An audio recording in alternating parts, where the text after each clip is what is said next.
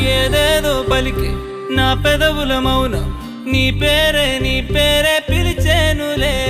నీ పిచ్చితోనే అల్లాడే ప్రాణం నిన్నేలే